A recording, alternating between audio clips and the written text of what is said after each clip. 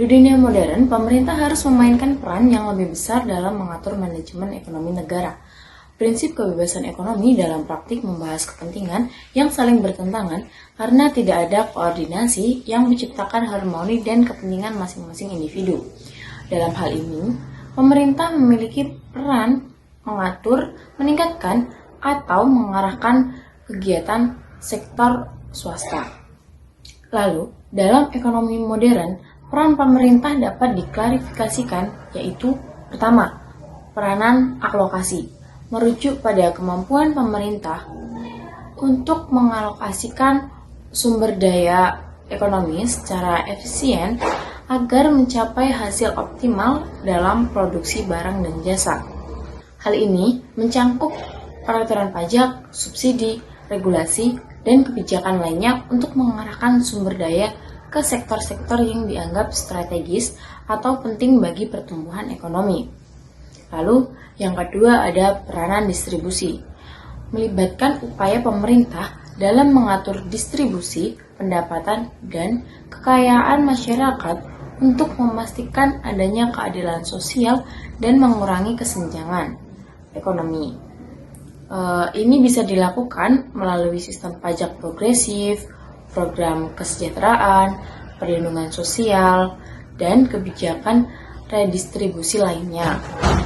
Lalu, yang ketiga ada peranan stabilitas, yaitu merupakan upaya pemerintah untuk menjaga stabilitas ekonomi, termasuk stabilitas harga, tingkat pengangguran, dan pertumbuhan ekonomi.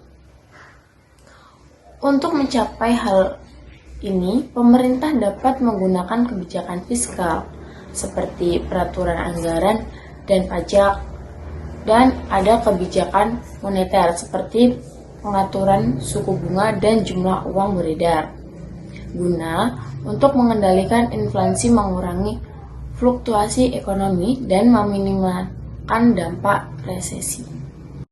Tujuan dan prinsip dasar terkait fungsi ekonomi dalam Islam. Tujuan dan nilai-nilai ekonomi dalam Islam yaitu pertama, kesejahteraan ekonomi dengan berpegang pada norma moral. 2. Mengacu pada tujuan ekonomi Islam untuk mencapai kesejahteraan materi dan spiritual dengan memperhatikan prinsip-prinsip moral dan etika yang ditetapkan oleh agama Islam. Ini mencakup seperti integritas, kejujuran, dan tanggung jawab sosial dalam setiap aktivitas ekonomi.